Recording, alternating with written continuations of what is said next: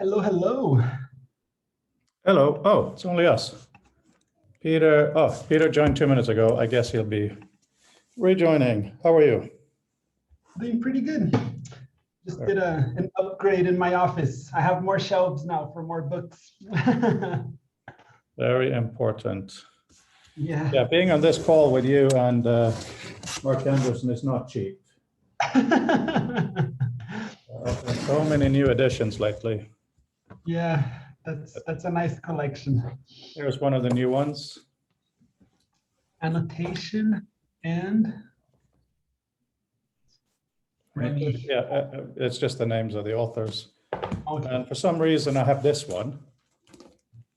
Commercial political atlas. That's the one with the first infographic, right? Yes. But was it you or Mark who showed it last time? Yeah, it was Mark. And then for some reason, there's this one. Did you enjoy it? Oh, you haven't opened it yet. I haven't opened it yet, waiting for time to enjoy it properly. There are some activities on the back, some cutouts, some little characters. It's pretty cool. Oh, that's very cool.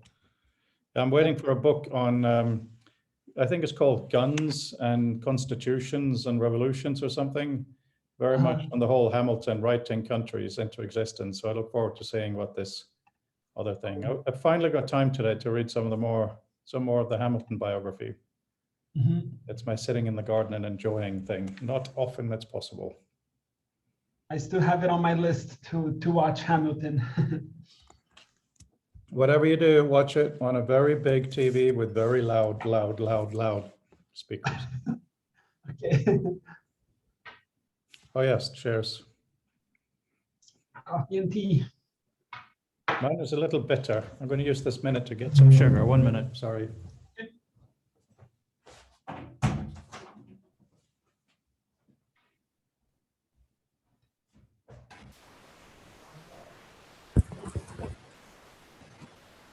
Hey, Gunther.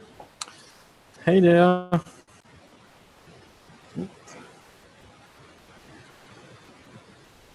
Gunther, you live in Germany? Where do you live? In Austria. So near Vienna. Ah, I see. So you're from Austria and Yuri is from Hungary, right? I think so, yes. I was always trying to pinpoint the accents because very different. So you're from Brazil, is that right? Or I am in São Paulo currently. oh, okay. Oh, that's great.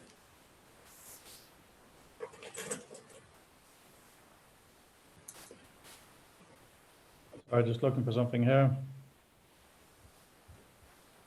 Hey, Adam. Hello. Oh, hello. Yeah. Nice to see you.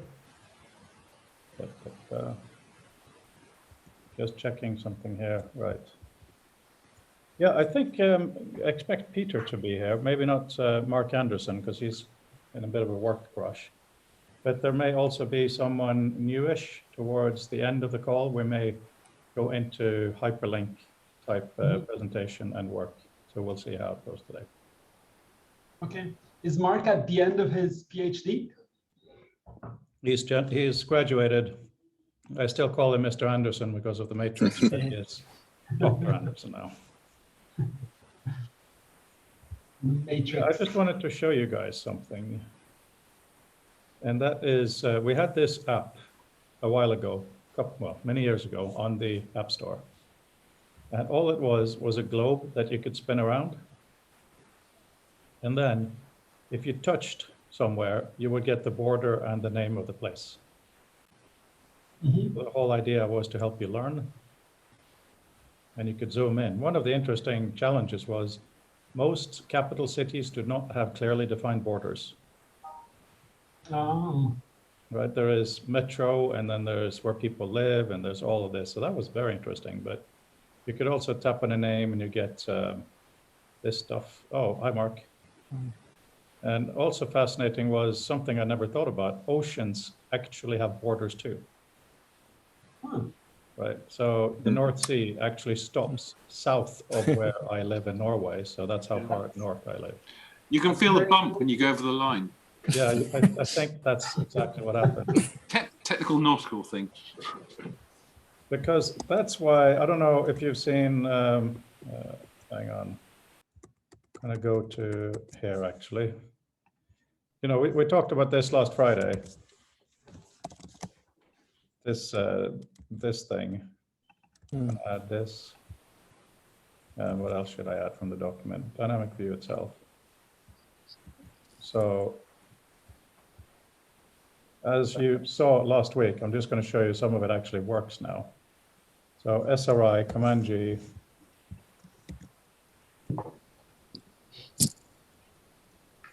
So this is what I call writing while defining. So let's see, Doug Engelbart, move him in as well. Just this last one.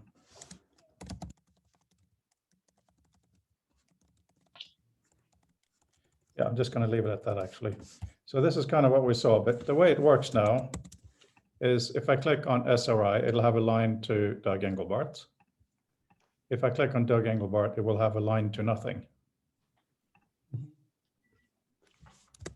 You see, Jacob, he just sent me this last night as kind of a test.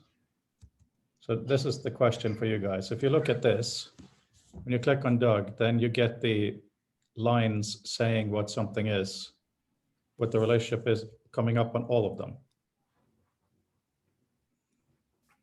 That gets messy pretty quickly, doesn't it? Yeah. Yeah. So that's why the approach will continue to be this thing here. Okay, here's an idea. How about using a quasi mode? So if we're holding down the option key, when you get that view, you get all the extra links shown, but without the option key depressed, you don't. Oh, so you're back in. We were waiting for you. Hey, Peter. Yeah, it could be option key driven and all of that stuff. But Peter, did you see the little globe thing in the beginning of this? No, I missed the little globe thing. Okay, so the little globe thing is just an app we had many years ago. And the idea was you have a globe, spin it around. There's no political borders, anything on it. You touch somewhere, let's say, is this Sweden? You touch and no, it's Finland. Okay, let me touch over here. Ah, that's Sweden. So you learn by putting it in your head and guessing. Oh, So it's nice. the same, thanks. So it's the same, it became just impossible to maintain the code. So the same thing is here. You have these connections between so and so and so and so. Is that because of this? Click on the line. No, it isn't. Ah, okay. So it is really to augment the thinking. Just wanted to run by what you guys thought about that. Does that make sense? I love to see the connections. That's really something that I haven't seen quite a lot, because you can see, like you mentioned, connection from this to that, but then it's a different connection from that to this, because you can have, you know, other connections. Sorry, I'm just going to show you this without the sound while I'm listening to you. That's fine. And yeah, it does get complex quite quickly, but I'm wondering, like, what are the different ways we could use to have it, you know, just the information you're seeing. So all of the other connections, if they're not part of that, so leave it at that. If you can pause it right there on when you click on Doug, and you can see like the 4 connections. Sorry, wait. That's fine. Oh. Here's another thought. Could we maybe click on one node, then shift click on another node, and if there's a path of connections between them, have the path between the two highlighted? Yeah, or you could just make everything else 50% black, like half grayed out. That way, you have a little bit of hierarchy. Well, you can do easily create normal lines by option dragging one node onto another. So that's still possible. This line is stronger. So when you're in this, it really highlights it, because the last bit here is what I really wonder what you guys think, and that is this bit all of this works now, but this last bit I'm going to show you now is mocked up. Hang on one second. Okay, right. And bang. I really think that we should keep it as clear as possible and only give supplemental relationship when people ask for it by pointing. Yeah. Uh-huh. And I think having this dynamic part is really good, because otherwise it's terribly easy to disappear down a sort of graph theory coding hole. And that's not, the danger is that has its own affordances, but it's doing different things. And that's better when you've fixed the structure and you want to find what are all the things that I've now said are linked to this. When you're at this early stage, the lines can get, can actually become a distraction. So just being able to sort of see what links to what and have a degree of dynamism to it, I think is incredibly powerful. And it's close to the spatial hypertext metaphor as well, that, the green things are here because all the green things are next door to one another, but they're not in the same place as the red things. And we have no lines anywhere, but we can instantly figure that out. And that sort of loose associative thinking is better helped, I think, by not having permanent lines when you don't need them. I saw a tweet this morning, which is quite depressing and relates to all of this. And that is, well, first of all, this tweet had 41,000 comments. And it's basically said that in all universities and schools now, students use Google Docs because it's free and easy. Some people still use Word. And that was basically the whole thing. Again, free, free, free. So clearly, for someone like me to try to compete as a writing tool, it's just not viable. However, this stuff here, with the encouragement I've gotten from you guys that we're now building, and hopefully I can demo it to Vint on Tuesday. In my meeting with Valentina yesterday, she said that Author is now a learning tool, and that just changed everything. Hi, Jerry. We're just talking about the connecting line environment thing as turning Author into a learning tool rather than a thinking tool. Sorry, rather than just a thinking component of a writing tool. So, like the knowledge you have about the spaces you work with, it is very easy to just connect everything. And then at the end of the day, what have you done, right? So that's why the learning aspect is fascinating for us all to consider what it actually is. This free thing is bothersome, but I'm conscious that most of us here, use things and pay for software because we actually use it. We understand its value, plus the fact that the people making it have to get a living. Why should I pay for technology? Oh no, technology should be free. I must have the latest iPhone. I'm not going to pay for software. I must have the iPhone. But I noticed this during my thesis study and asking people what they were using, and it was this thing. If it wasn't free, it wasn't worth using. Would almost be their default assumption, and that's really hard to counter. Which is separate to whether they have money to spend or not. But that's almost a separate issue that can be dealt with. I mean, people can be the money can come from somewhere. But this idea that I don't know where it comes from, that the cheaper it is, ideally free, the better it is, and that just doesn't stack up. So everyone's wading through half unfinished open source stuff often. There's an interesting corollary to that, and I noticed that when someone I know was buying a luxury car. And what happens is, if you get given something, let's say you win a luxury car in some sort of a lottery, if the radio doesn't work right or the tires are a bit funny, you complain. You're critical. But if you spend a huge amount of money, you've literally bought in to that product. You will defend every single thing as being a feature, right? So how can we turn software into something you buy into, not just financially, but also brand loyal? I guess that's what Rome people managed to do. It is a feature when you can only play the radio when you're parked. I don't think my car has a radio. Yeah, it does. Don't use it much. Anyway. Oh, this just came in on email. I think you might like the article.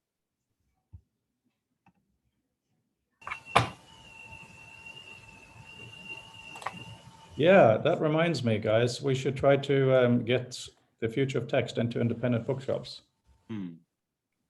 Please feel free to bug people.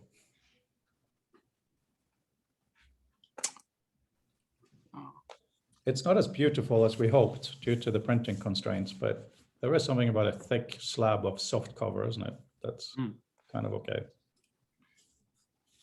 I really liked it because it had so wide margins. So I've written so much in this book. I really, really liked it. I've written small essays in this book. So I really enjoyed that format. Thank you. Annotations are important. Oh, we're not playing this. Now you'll have to go out and buy the book. Show the book. Oh my gosh, thank you, Adam. You actually gave me a trump over Mark Anderson. I don't think this book is available yet. I think they sent me this as a preview copy. Ha! Ha, Mark. Ha! Anyway, how geeks fight. Yeah, no, that's true. That's having that space does make a different reading experience. So back to author maybe then. You had those, was it magic margins or is that because to me that is a more of a useful feature than the diagrams or graphs, or the freeform graphs are fine, but the more like graph theoretical or backlinks or links and back and forth, the less useful it is to me. You're not being a really annoying Scandinavian. I already told Mark this morning to stop suggesting things, but in author we have magic margins, but they are not what you think, I think, because they don't move with the document. So they're basically stickies at the corner of your computer screen. But I like that as well, because it's a good place to put things. So I want both, but I'm happy if I get half of it.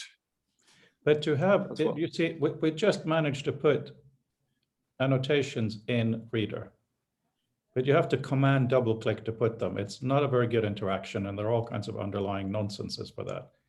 But to have magic margins in Reader, that would be really interesting. So you could actually double click on text to see where it is in the document and so on. Of course, liquid text, Craig Tashman, no relation to my liquid stuff, has a very rich PDF reading experience. We can tear things out and so on. But maybe something simpler could also be useful. But when you write, how do you do with all the like half-finished sentences, the questions you want to remember? Do you put it in a special scratch pad or a separate document, or do you put it, where do you put that? Or in your diagrams or the free dynamic view, where do you want to put that? I want to put many things I want to put close to the text or close to the relevant place. And some things are for the whole document. And then I want what you call the magic margin, the scratch pad for the whole document. I think it's really important to catch those use cases. The way that I want to write, and I really hope all of you will have an opinion on this, is with this developed system, we call it glossy thinking, which is a horrible name. So please help me think of a better name. But the point is you write and you define and link as you write. So the whole idea is that whether you're in the dynamic word processing view or the dynamic view, let's say, just to keep using the example, Doug Engelbart, he's suddenly someone you come across. And you have learned just that he invented the mouse, nothing more. You select Doug Engelbart, Command G for linking, defining, or glossary. The G can be used in many ways. You say, he invented the mouse. That's all you need to do. And then if you decide to move that to the dynamic view, just do Command D and it copies it across. So the idea is the action of, that's interesting, to writing down why that's interesting, even if it's a thought, not just necessarily something you're learning, and then having that appear in the dynamic view. So then you can choose to have these connecting lines or not, depending on how your learning and connecting goes. Does that answer the question? Partly, but that is more for facts. I was more thinking about you have the structure of the document, but you also have important questions for and that is one thing that I think we should concentrate more in our writing environment. So much is fact-based. It's about facts, storage and retrieval of facts. But writing, and especially when you're a student, is so much about questions. I want I want a question database. I want to store good questions, that are relevant for this topic, and general questions. And usually, with good teachers, they provide you with good ways of thinking, perspectives, and questions. And I want to store them in some way, both globally in my system, but also specifically for a specific document. I wonder where I should put all those questions. I imagine the margins would be very good, and also the global scratch pad, but I want to store all the relevant questions. Before you, Peter, just to reflect on this really quickly, a friend of mine is the grandson of Marshall McLuhan, and he had Marshall McLuhan's little deck of cards, which are designed to do random questions, like you're stuck. Take out a card and do it in reverse, that kind of stuff. So, to do questions from your own head, as well as inspiration questions when you're stuck working, would certainly be useful. Yeah, Peter?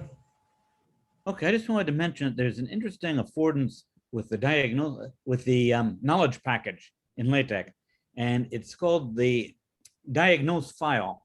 And what you can do while you're writing, you can indicate that something's significant. You want to have some sort of annotation or metadata associated with it by putting it in double quotations.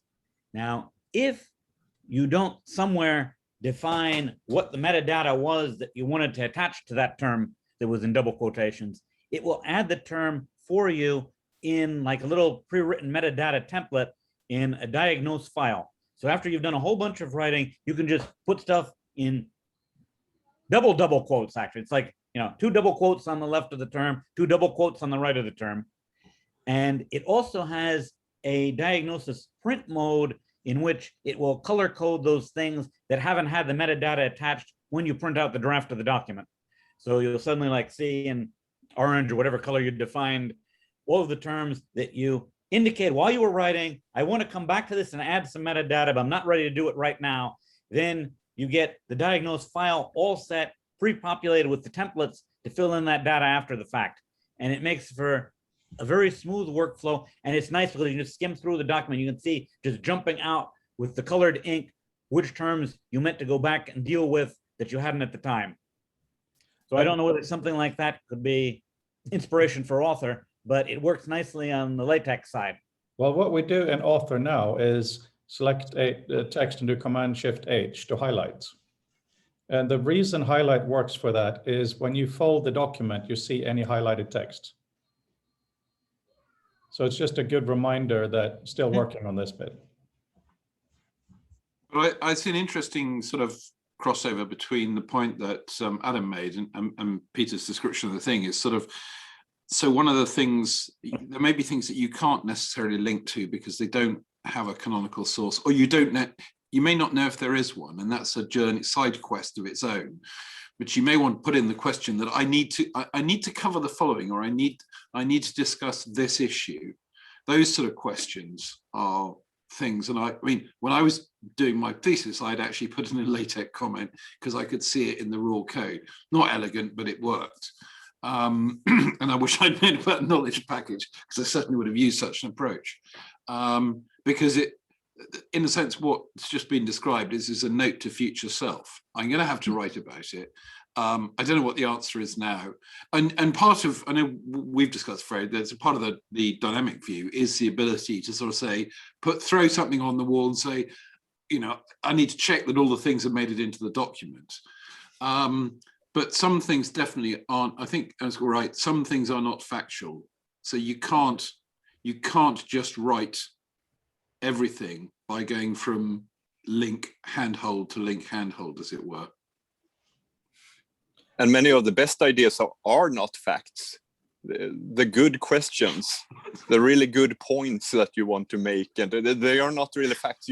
Maybe you will make a fact of it, but they are not facts. So really need to way to capture the higher order thinking and not just the facts. Yeah, absolutely. This thing about the magic margins, Adam and anyone else, currently you put it there, it stays there. Would you like it to fade out and then come back when you mouse over it again, or doesn't that make a difference? I think it has to be a bit more visible because now it's only available in the full screen mode and it's hidden. So you have to know about it to find it. But that could be fine because you could learn it in some way with a tip. But I often write in window mode for many reasons. I want to see other sources and then it's invisible. So I think, yeah. Sorry, do you use escape to go in and out of full screen? Yeah, I do. Okay. It's a bit unorthodox, but I really like it. I like the interaction of having single keys for important modes.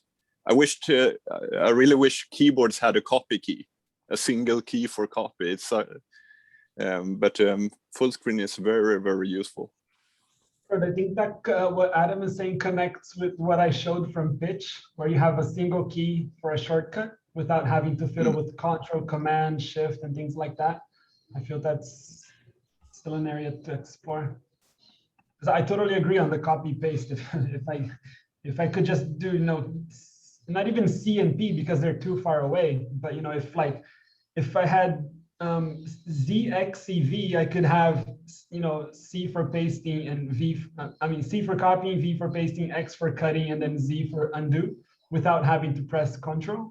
And it would be Command, like not Control, it's Command on Mac.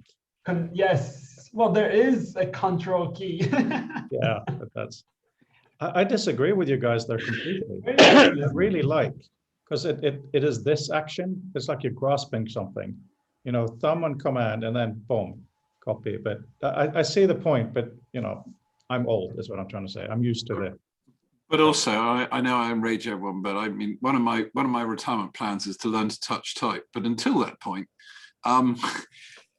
because I'm still working on beatering a new build of Tinderbox at the moment, and it's quite clear there are a number of inelegances where they really only work if you're typing, and that's just an assumption we can't make these days. It may be the best mode, and it may be the mode that we would want people to use. But just to make it accessible to people, one has to think about some of these other things. Fred's grinding his teeth. I love the way IA Writer solved this. I'm gonna share a screenshot. And also on that note, I'm thinking about touch interfaces. Having a double touch to copy and paste doesn't make any sense. So you would have a single button for these actions. And then what IA Writer did, let me see if I can show it here. So if you press the little command on top, it shows this little menu, and the menu has all of the icons of the things you want to do. You can make bulleted lists, you can make bolds, you can make headings, you can make all sorts of things. And it's in this specific interface. You click there, you're in the keyboard, and then you click here, you're back to this quick navigation to create the structure of the document. And this is really, really fast. I love this method on phones and on tablets as well. Yeah, that's very well done. There are some very interesting keyboard innovations, but I guess the main guys have just stopped doing it. We should have all moved to steno keyboards by now. I learned to mostly touch type because I was sitting at Starbucks in San Francisco one night and hunting and pecking like this. And somebody said behind me something like, "What? You're blah, blah, blah, typing?" And I looked behind expecting someone I know to be chiding me. I have no idea who said that. But to be embarrassed in a public setting was such that, okay. So Mark, are you still hunting and pecking? Okay, you've been embarrassed, Absolutely. now you have to fix it. Well, I had to learn to type against the rail of a ship, because if you got it wrong, everything would go across and the bar would slide. Well, that's my excuse anyway. Not a bad excuse. And I'm a fairly dyslexic typist anyway, but it's, yeah. No, I didn't say that as a resistance against it. It's just something I've come to see through, well, years of testing stuff, is actually some things really only make sense from one particular input thing. So I'm left-handed, but the doctors can never tell when I've broken something because I've used a mouse, which in the early days was only in your right hand. And I use the mouse more than I write, but I sort of type with the left hand And luckily, lots of the keyboard shortcuts are on the left. I'm looking at that screenshot. It's actually very well designed as well. Yeah, it's really, really nice. And it's the command key. So cute. It kind of reminds me of the Brown calculator, because you have, those two colors, a little sidebar, and the central, the main ones have, a lighter hue.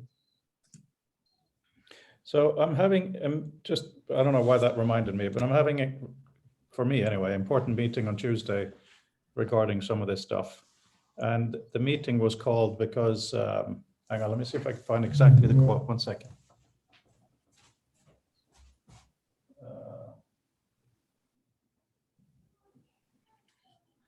Doesn't look good. All right, I give up. I have no organization on that shelf. So the quote was, I was reading a book on brain structure, and after going through the evolution of the neuron to different stages of life, it said the neuron hasn't really evolved much. What has evolved is its organizational structures.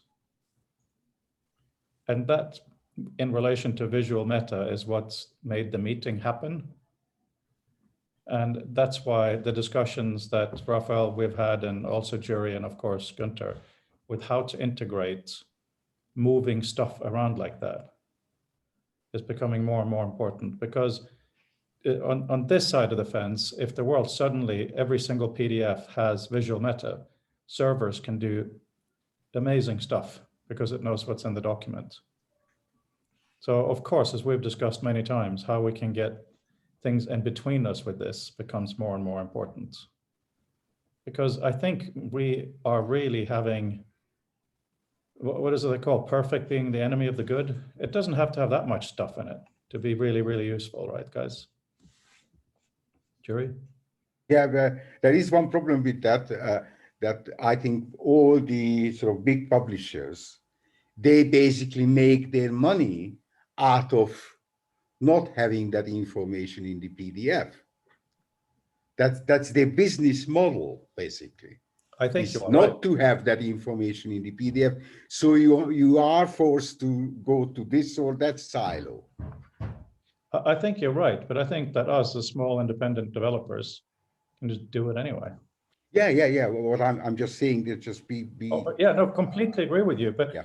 the thing is, in this connected view, glossy thing, whatever, those nodes should all be click to copy as visual meta as well. No, I'm So fully that's where we really support. get in. Yeah. Hmm? Yeah, No, I'm no, fully I support. Jerry, I know we agree. No, absolutely. But I also agree with your problem statement. Absolutely, completely. I recall the guy from Elsevier who was at Future of Tech sort of 2017, and he was he was actually quite warm to the idea of visual metadata, and his view was that actually, if it's less garbage in, garbage out, if basically the citation network becomes cleaner going forward, and sort of is the back channel is sort of flushed over time, then actually it's a good thing. I mean, if people find the thing that they want to sell them more easily and more quickly, if you want to put the commercial end in it, that's not a loss to them. There are other issues about the publishing, but I'm not sure that it necessarily has to be antithetical to the publisher's way of doing things. Absolutely, they would rather you pay through the nose for everything and preferably rent it than own it. But just finding it is even too hard at the moment. Yeah, I mean, Elsevier is explicitly interested in monetizing more of their stuff, and that means they need to know what more of their stuff is, including inside. So they are looking at this. I have had one really good meeting with them, but I think there's still, even though I agree with you, Mark, I still think Jury's point, unfortunately, holds to an extent. It's not easy. Any disruption of information flow is going to have some people being unhappy, of course. In fact, I really hope we can start doing stuff in this community, at least, where we copy and paste stuff and then it survives. Yeah, and I think it's not going to get any easier, because one of the things I've noticed is happening recently is I was looking at some academic books, which I couldn't find on the aftermarket because someone has cannily realized that they just stopped printing them. If they make it on-demand printing, the only way you can buy it is from someone who will print it for you on demand at the price they demand. Sure, yeah. And it, you know, so yeah, I think books are about to become more expensive, sadly. For that, the other thing that is fits in with this, that I'm very much interested in integrating with all kinds of annotation systems.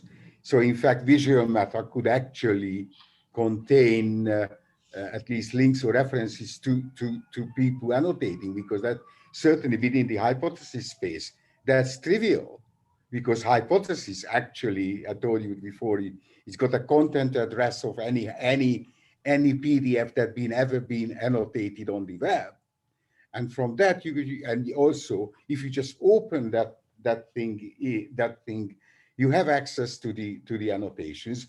But it should be a trivial matter to put some information into the document, which is really brilliant, because that means you open it in author, you actually can start a conversation with people, because that's what I'm doing. You could actually turn the document itself to a forum, if you like. Because it's obviously like-minded people, you know, whoever annotate, and this is definitely, we should be doing something like that for the book, both the previous one and the next one, so that it actually launches into a conversation space, not just mine, but anybody else's, because I think the people in the network thinking space would be very interested. These are the very people who would probably, once they learn about it, want to read it. I mean, I don't know, it's not my place, but you really should get in touch with the leaders in this sort of network thinking space, because they would love this, you know. Yeah, if you just say, okay, with visual matter, you can actually integrate it with any of the network thinking tools at some level, or at least with one to begin with, plus annotation, then suddenly it's really an exciting, certainly for the book. And that would bring in exactly those people who know what a MMX is, you know. These people all know who Engelbart is. Yeah, we do need to talk about what to do with the book now that we decided to be a bit firmer. I have also started talking to some people about doing the interview side of things, so that we get a broader range of perspectives as well. But yeah, for the second one, to start categorizing and tagging and stuff as well, is I think we have to do that. I didn't want to do it on the first one for reasons most of you know, but maybe now is the time. What do you think? Yes, and that's again this is what hypothesis, any annotation tool also gives you is tagging. So that's really worth because tagging actually creates connections. Yeah. There's an interesting sort of challenge too in that, is the sort of getting the right balance between completely free-form tagging, where you just have a boatload of terms and can't actually find anything, and a controlled vocabulary which bends most of the users out of shape because it doesn't describe their worldview of the subject matter. But so in a sense, there are almost two levels of the categorization, I think. It'd be really interesting to get the future text community to sort of actually pull out the strands of what we think it is. I mean, one of the things I was discussing with Fred, I took it upon myself to extract the timeline and stick it in some timelining software. And I was thinking, the useful thing now would be to strand it by broadly subject matter, things to do with encyclopedia, things to do with typeface design, because it just helps give visibility.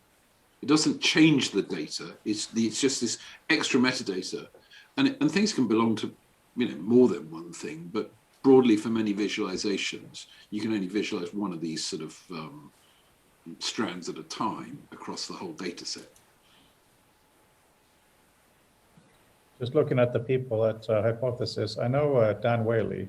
Yeah. But there are lots of other people here maybe we should have some discussions with. There is an I annotate in June, so which they didn't have one last year, so I'm certainly going to go there. Yeah.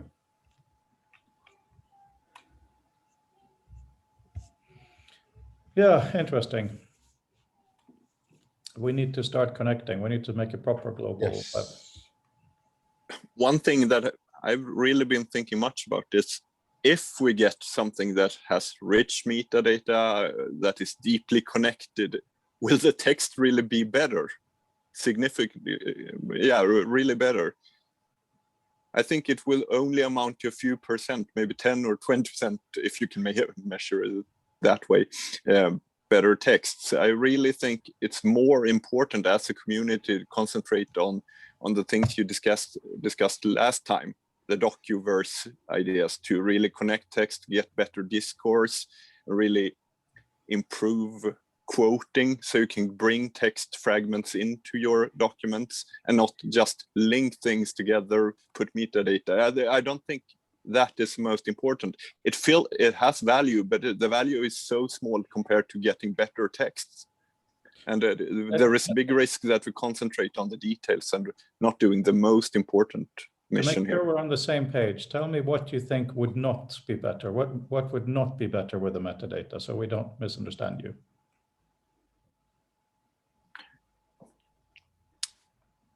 But it is useful. I can get my. I'm not being critical. I think you have a really good point. I just want to make sure I really understand where you're coming from.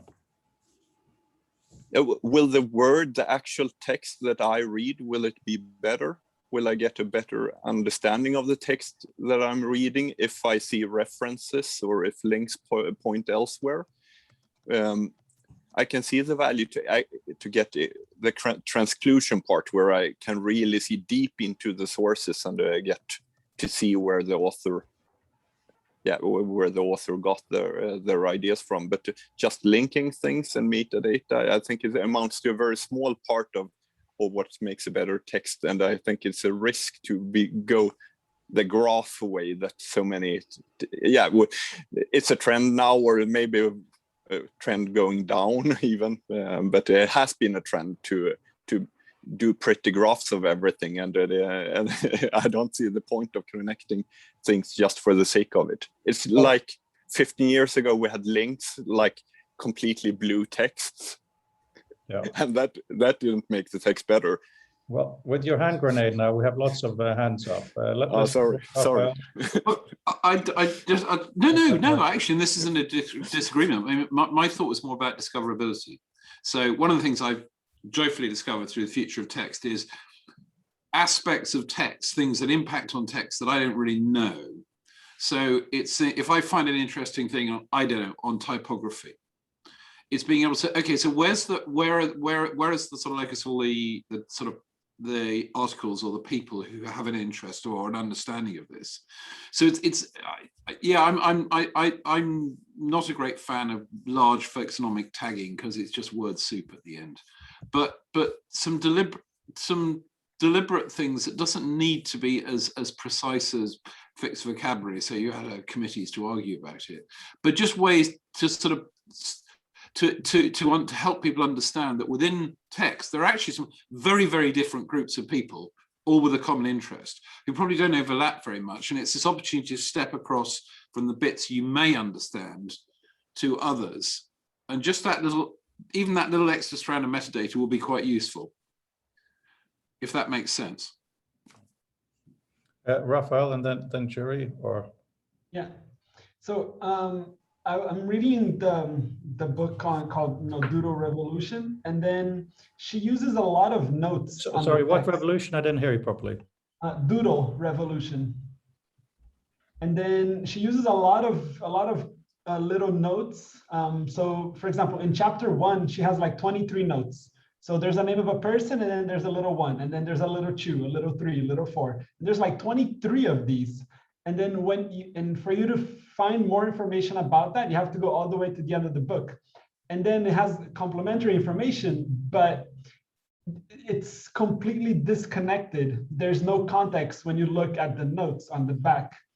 And then thinking about that in digital space, I know it's a limitation of the physical book, but in digital space, you could bring the snippet back or a little description of that note. So the notes are like a standalone object that is connected to the text, but you have a specific description or explanation of that. So it's not disconnected. Yeah, I mean, the history of that goes back to the printing of a Bible here. I can't remember exactly when, but we know the name of the guy. I'm sure someone else knows it It's here. in Zerby. Yeah, yes, it's in that book where they were not allowed to do any glossing. Glossing meant, you know, marginalia comment, because there shouldn't be any interpretations of the Bible. It was, you know, the history of the wars of the Bible. Yes, it's in there. It's fascinating. So this guy, the Queen's printer, came up with the superscript letters to do exactly what you're talking about.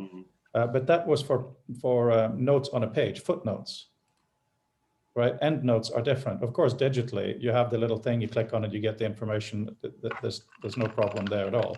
But the reason, Adam, but before I give over to Jury, or yeah, I think Jury's next, is in academic writing, normal academic writing, every gosh darn thing has to be cited. It's hugely annoying. You're not allowed to have an original thought ever, except maybe at the very, very end. I hate that so much. Yeah, it's awful. And there is, of course, a balance. If you write if you make an assertion, you should back that up. Of A course. 12-to-1 thing just popped up. But, so yeah, when you write an assertion, that should be either cited or something. And with digital means, yes, there are ways that we can make that come to the fore. That kind of meta, I'm sure you agree, is useful, because you can immediately check if something is either bullshit or just not relevant or misunderstood. But of course, really working to make the best prose for you to read intelligently is clearly also key, right? I totally agree. And just to quickly complement, I think it goes back to the idea of having view modes. You can have like an academic view mode where you have all the annotations you possibly need, or you have like a storytelling mode where it's just the text and you can read it and it will flow very nicely. And then you can show different with pictures, without pictures. But having the option and the liberty to choose between different view modes, it shouldn't be a limitation in digital space, because you can do whatever you want. Yes, and that is such an exciting thing, because one of the things I desperately want to do is different reading is, of course, Richard Yoga, that's right. Different reading means different things. So when I'm sitting outside in the garden reading the Hamilton biography, pen is fine. Ink on a book is fine. It's for my enjoyment, that's it. However, if I'm reading a big academic or business document, when I look for something, that is a very different thing from when I ingest something, right? So for example, once you start scrolling or navigating the document, the system should know that you're no longer reading, you're searching. It's a completely different thing. So many things could happen. For instance, anybody's names of real people could be replaced with pictures. Products could be icons. Text that isn't descriptive can just fade to the background. Headings could come out. Text could be colored based on a personal glossary. So many things can happen because there are so many different aspects of what you're doing. So the view thing, Raphael, I completely agree. And Adam, you're asking these and coming with these criticisms from a really good perspective. And this is where it comes in. As Ted Nelson likes to say, hypertext is for the God, the author, and God, the reader. We should both have as much possible control to do it. Yeah, well, but the thing here is that it's so easy to concentrate on the references and the link, but I think we should really concentrate and focus and talk most about the transclusive part, bringing in those notes, bringing in those references, the academic references, and that really requires a very, very stable, the things you have been discussing about the addressing and the docuverse part, and I think that is the greatest contribution we can give.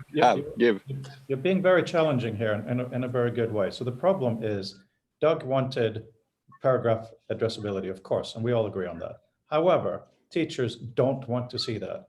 Teachers want students to have read stuff, formulated on their own heads, put it on their own words. They don't like to see quotations at all, right? So that is a real big problem. So that is why I'm happy with this new click on the thing, see the lines, because it is a learning activity, but because it exports as a glossary, it demonstrates learning. And that's the job of an academic paper for a student. It is to demonstrate that learning has happened. I agree with that, and I understand where that comes from. But when we are going to make our own documents, you and me, when we are writing in this community, we really want something richer and with precise quotations and transclusions. And I'm really interested in developing that part and really developing it.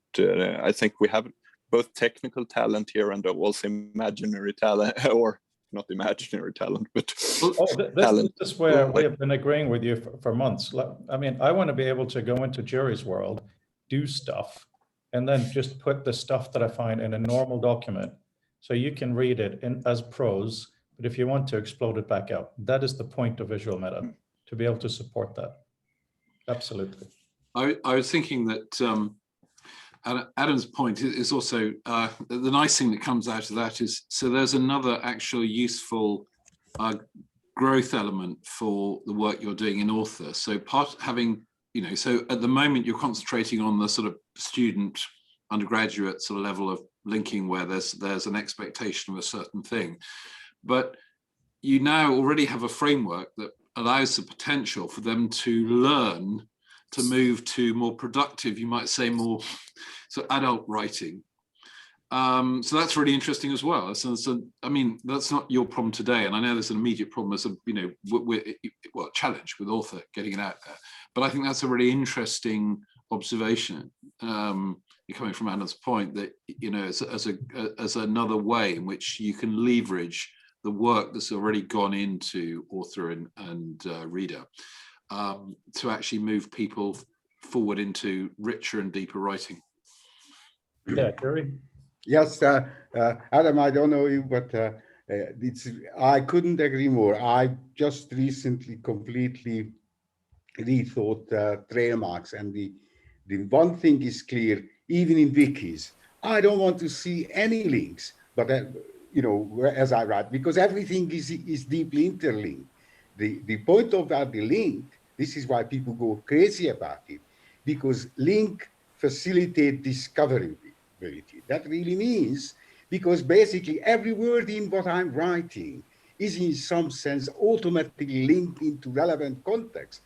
I don't want to see any links, but as soon as I click on any line, I want to see the entire reproduction of all the context that I've been using when I was writing.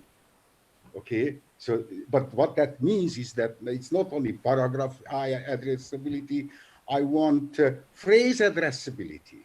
That's exactly what trademark supports. I hopefully next week or the week after, I would like to show it to you that this is the real thing. This is what Mark's been saying 4 years ago. I look forward to the demo, Jerry. You have to make it happen. I mean, but just one thing that I really would like to take couple of minutes just to ask, because I'm doing this and this is the right audience to ask, that I found now, this has been doing it now for nearly a month. Don't put anything anywhere. Write where you are. So I basically got one page edit, one slipstream to edit, and anything I think at the moment, whatever context it is, I use trademarks to indicate the intent and just write, and just keep writing at the top of the page, and let the system sort it out for me. I don't put anything anywhere. I'm not sure about the system sorted out. Because No. What I mean that what I meant was, because as Mark said, the trademarks, I indicate the context, I indicate the relationship without getting bogged down in it, such that the trademark themselves disappear from view. You don't have to see it. You just wrote what you mean. So if you give the system, but it's not AI anything. It's just a very simple thing to keep track of where you are and what is being linked and whatever. Yeah.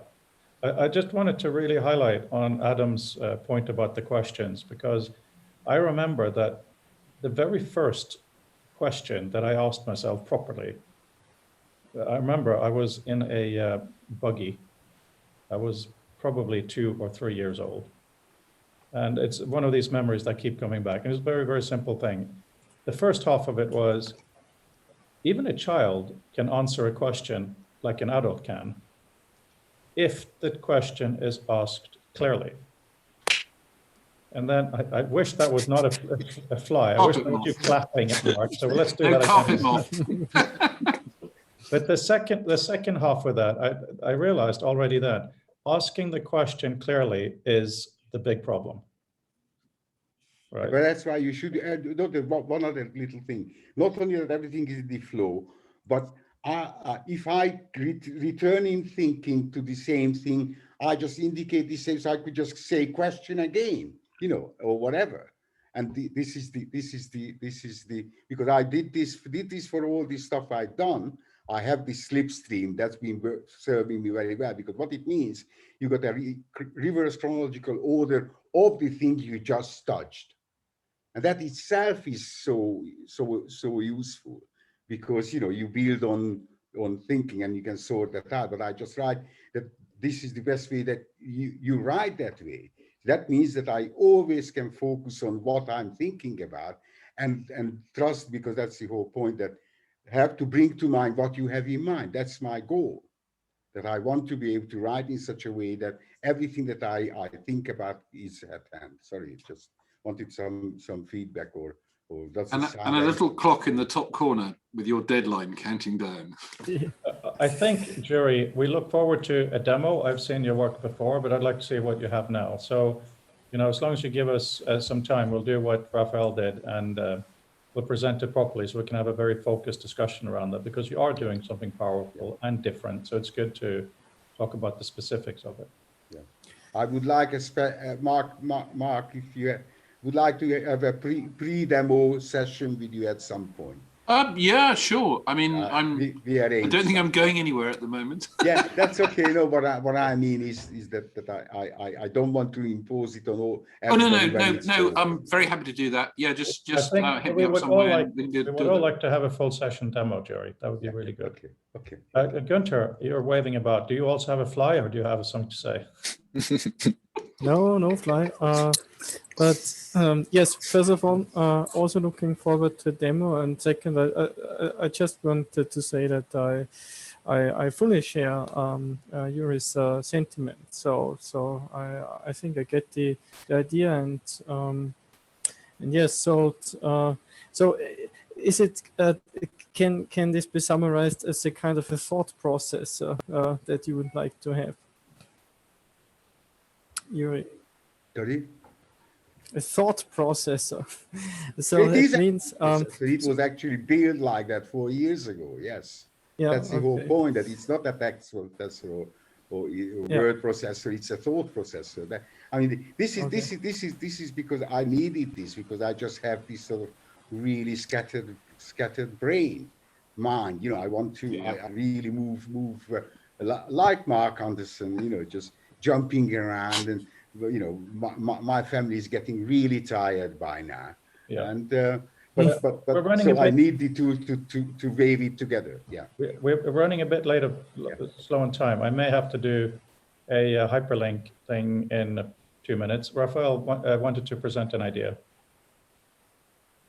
Yeah, so as I mentioned, I'm reading, you know, books, the book on doodles, and I started to write some notes and to ask myself some questions regarding that.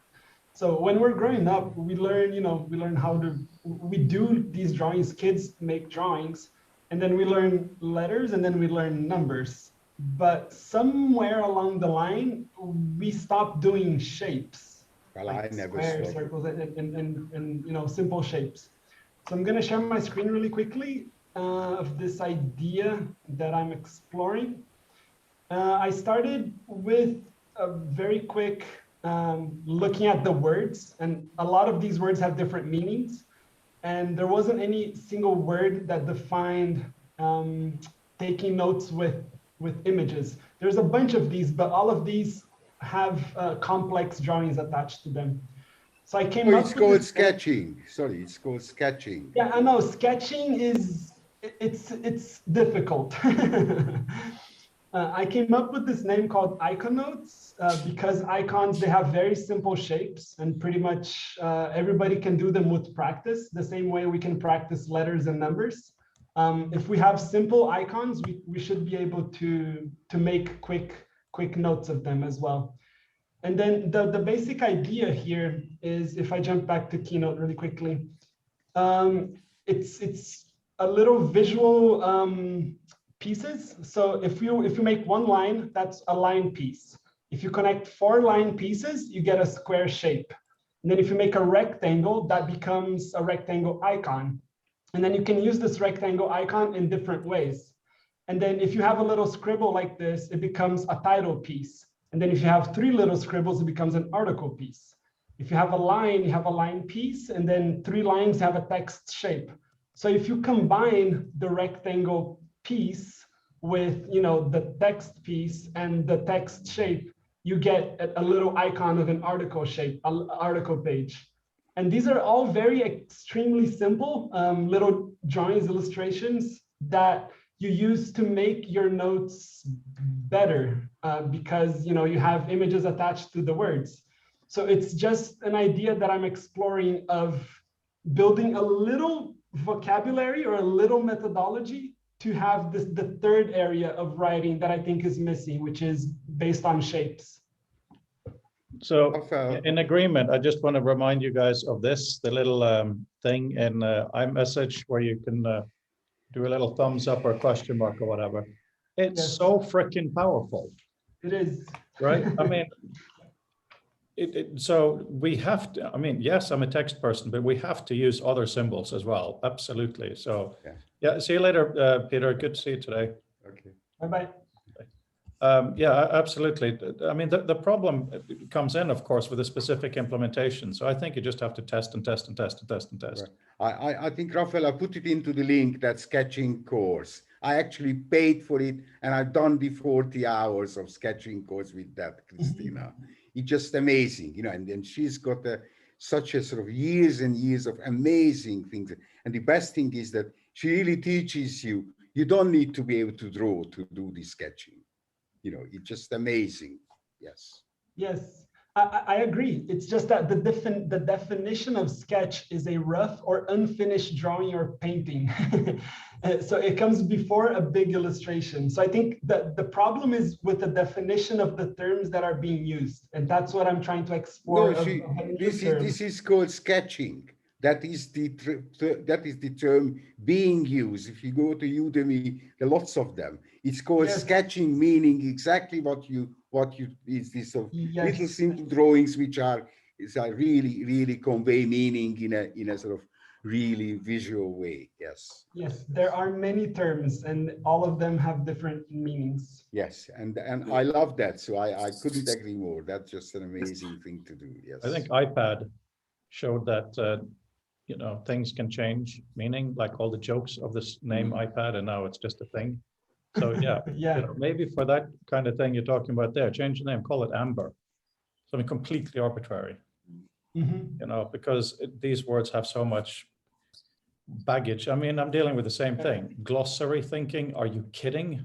You know, glossaries is so boring for people. So we have to invent new vocabularies, and maybe we have to jump so far away. Yes. One of the other forums I'm in, someone made the mistake of asking, well, what do you mean by the term knowledge management, which caused a complete meltdown because no one could agree. In my work, I just say gloss.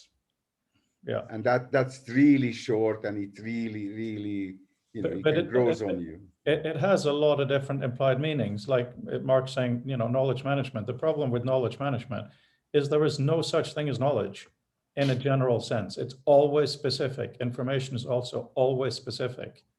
So once we take a level of abstraction, then everybody has a different subset of it. It's like saying, I like food. Oh, does that mean you like pie? No, I like chocolate. You know, it's just, it has to be specific. Yeah. Well, that's what happens when you let philosophers in the room, you know, it all goes ruined.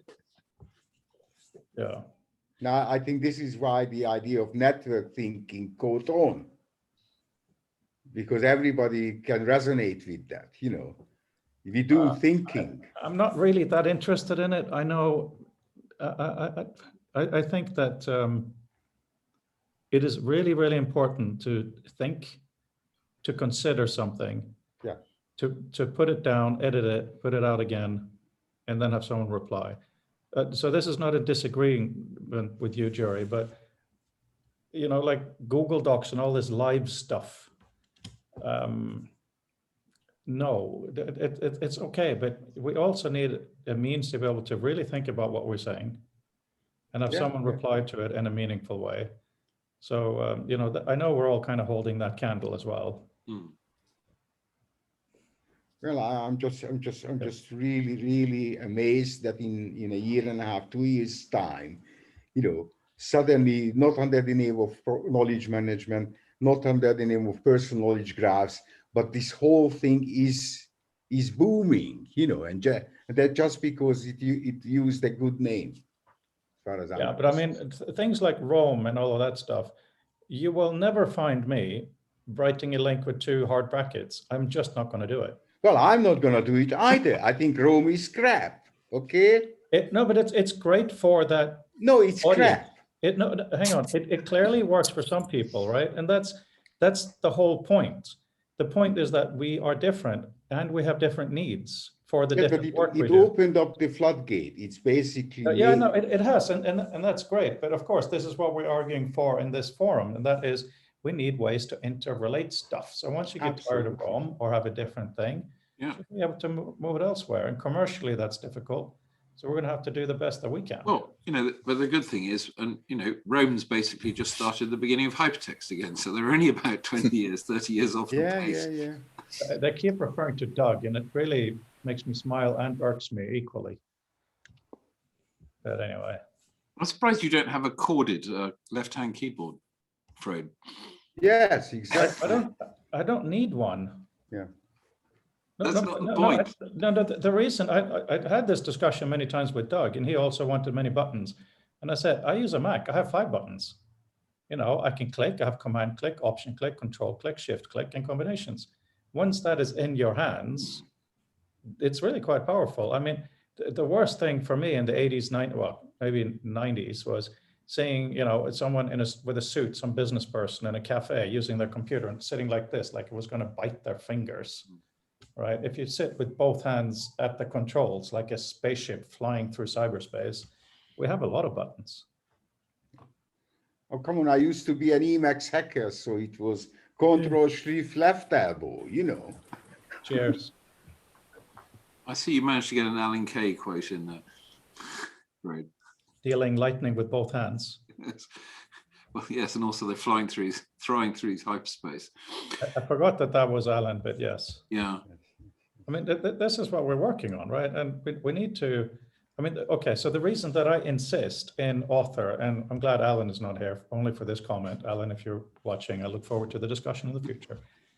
This is the bit of knowledge I'm working on, right? I want to be able to do this with it and view it in whatever way I want. To have one view here and one view here. It works for some brains, but for me, it's one sculpture, give me interactions that are instant. You know, don't make me have the table of contents on the side. That's so paper-based. It's offensive to my sensibility.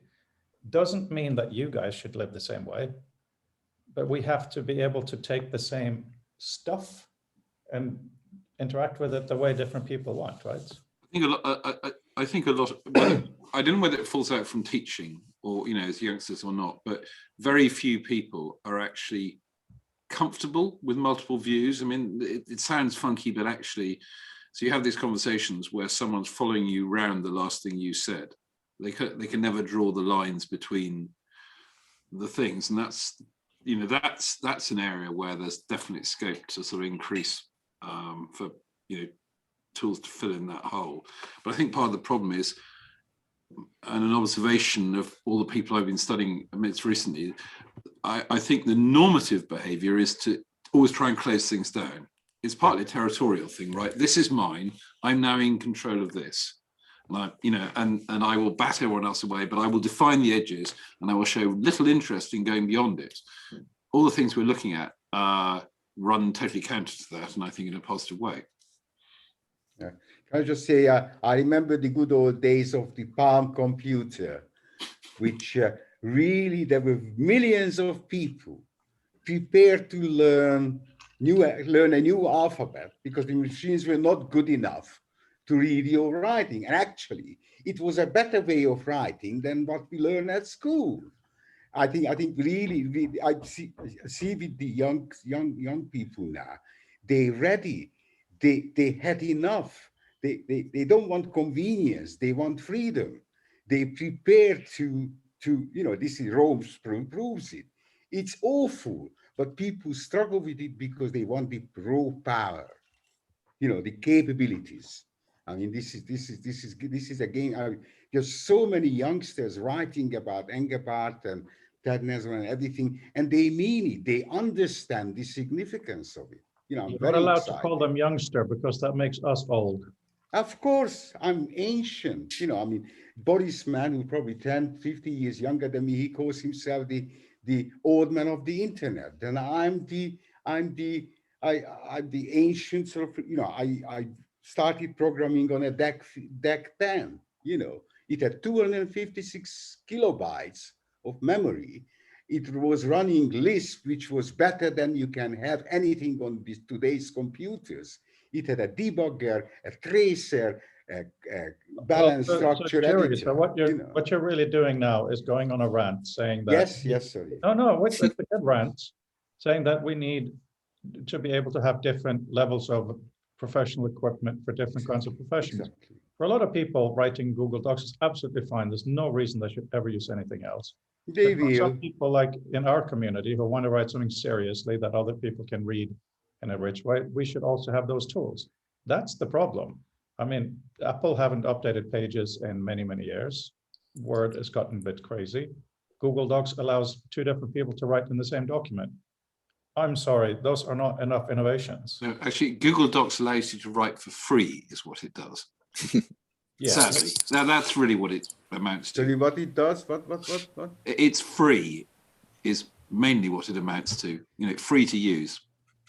Yeah. And somebody else does all the blue collar stuff of storing it away somewhere in the cloud for you. I mean, it's a horrible thing, really. It's an issue, but this conversation today, I'm really, really grateful that we had it to look at the different aspects of what we need.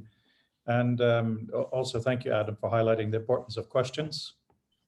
It really is the key. And now that Valentina pointed out that author is no longer a writing tool, it is a learning tool that also involves writing. It is a different thing.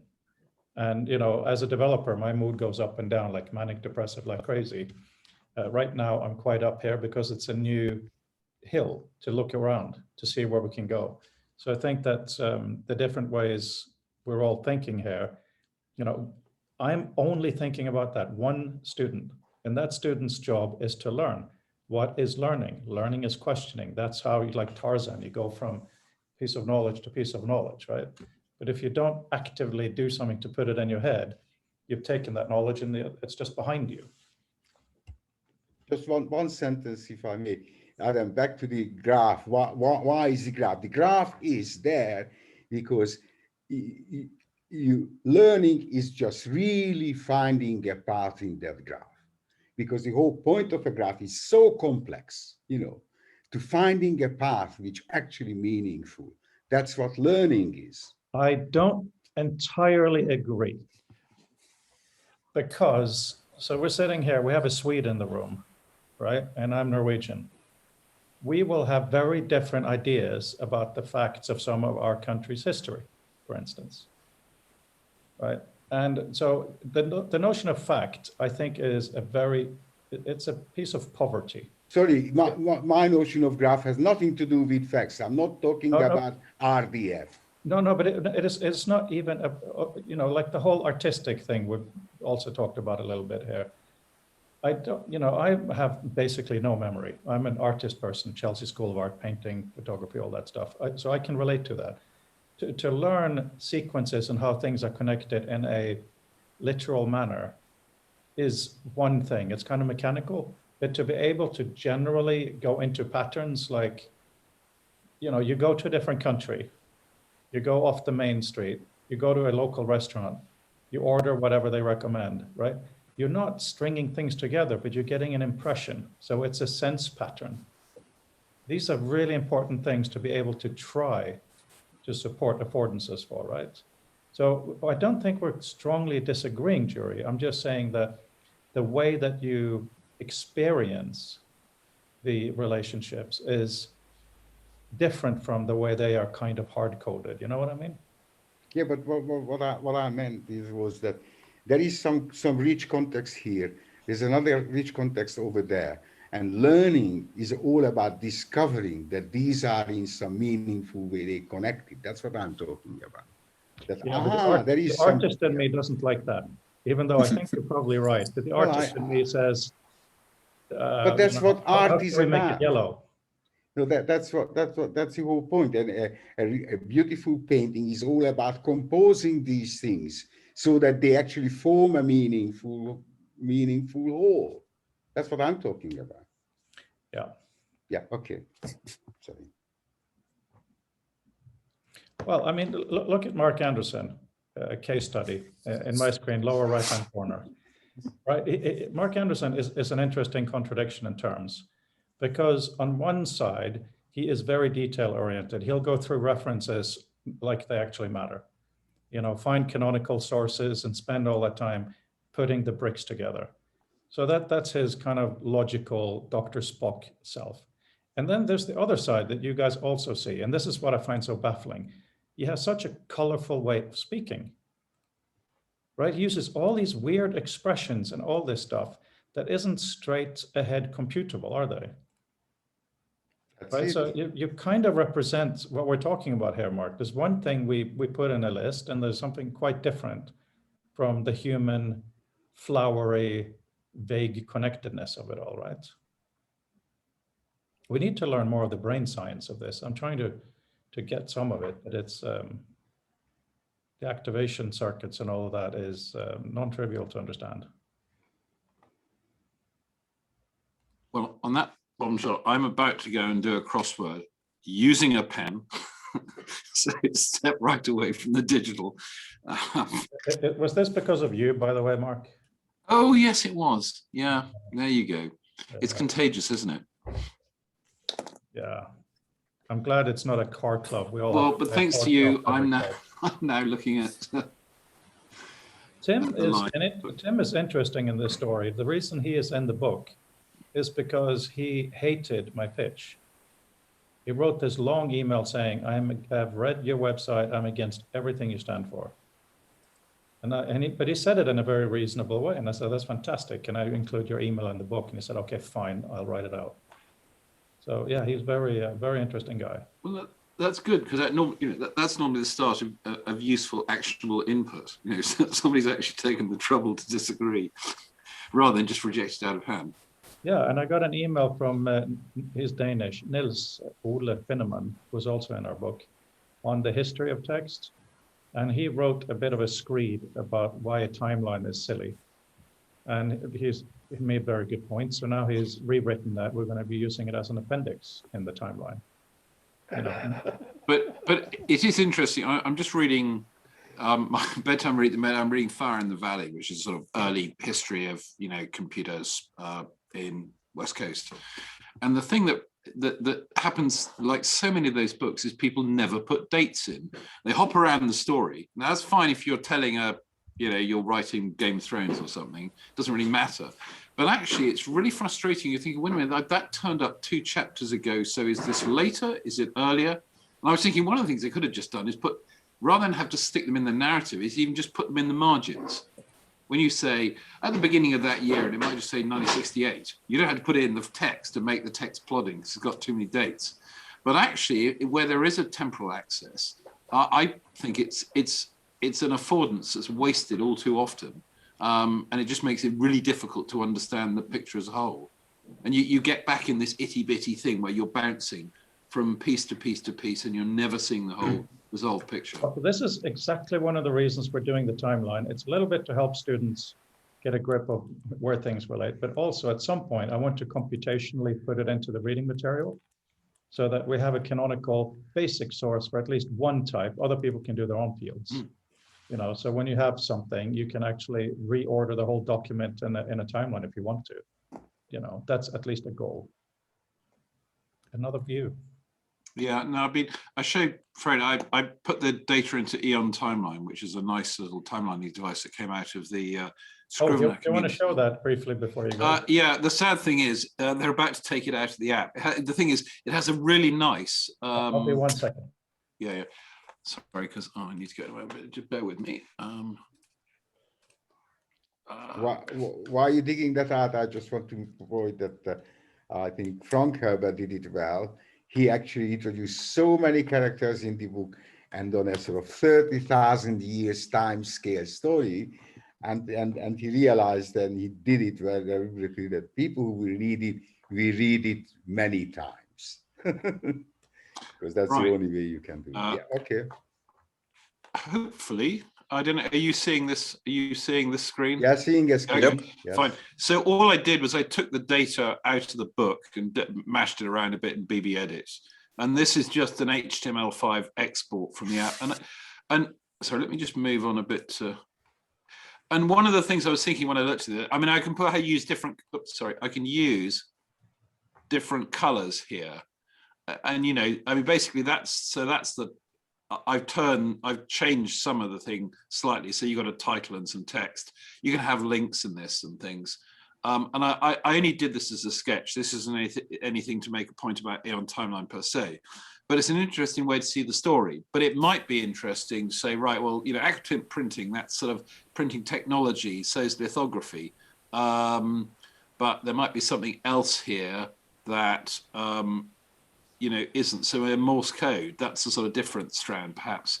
And these are mostly technical in this thing. It also shows the problem with timelines is they're terribly lumpy, which is one of the problems of presentation.